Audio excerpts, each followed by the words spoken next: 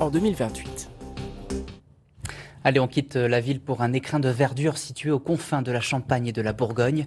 Cette semaine, votre feuilleton vous embarque au cœur du Parc national de Forêt. 560 km² d'espace vert préservé depuis 2019 et valorisé par ses habitants.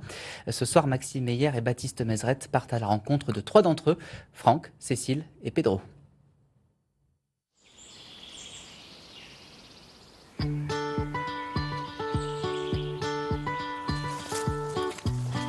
C'est un vrai besoin, de toute façon. Je ne me verrais pas faire autre chose, j'ai besoin d'être connecté à ça en permanence. Ça me nourrit, ça m'enrichit, ça fait un bien fou en fait.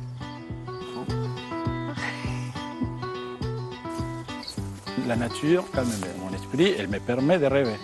Voilà, mon esprit se balade.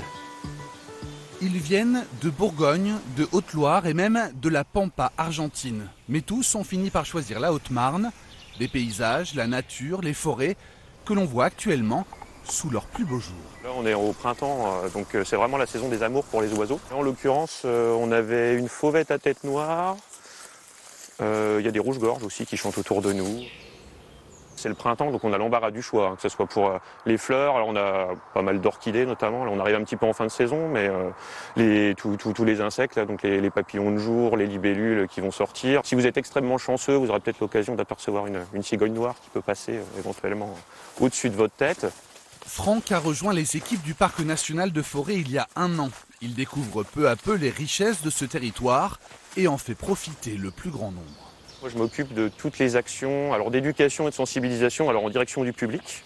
Donc le public, ça veut dire que ça peut être du public scolaire, du grand public, qui va être constitué soit d'habitants, soit de touristes. On va essayer de les éveiller, de les sensibiliser à déjà la richesse de leur territoire, au rôle qu'on a chacun pour le protéger, et puis aussi au rôle qu'a le parc et à son essence, pourquoi il est là, quoi. Partager et protéger, c'est aussi tout le travail de Cécile et Fabien.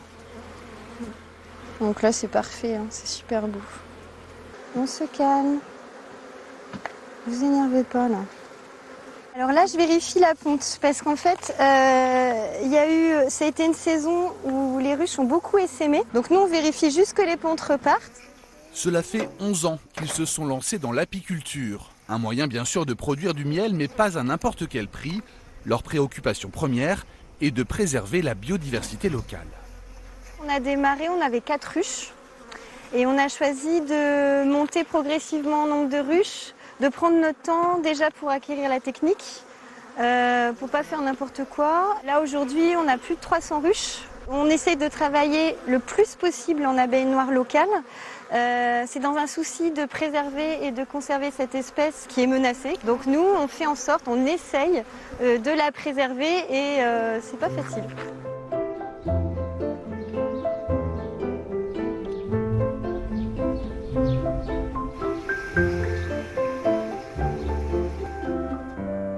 Pedro est un artiste argentin. Toutes ses œuvres tournent autour du même thème, la nature. Depuis plusieurs années, il partage son temps entre Paris et la Haute-Marne. À Paris, je me sens plus stressé et là, je peux rêver. Je peux me dire que je viens une semaine, ou 10 jours, ou 15 jours, et voilà. Le temps, il coule différemment. C'est en se promenant dans les forêts près de son atelier à Châteauvillain qu'il imagine ses futures œuvres. C'est comme ça qu'ils me viennent mes idées.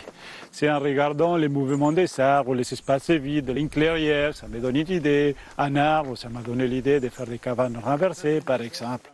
Des idées qui lui ont inspiré la création d'une randonnée artistique, la Belle Balade. C'est ce que nous verrons dans notre prochain épisode. Et ce parc national des forêts situé à cheval entre Haute-Marne et Bourgogne a inspiré notre dessinateur du jour, Daniel Cazenave.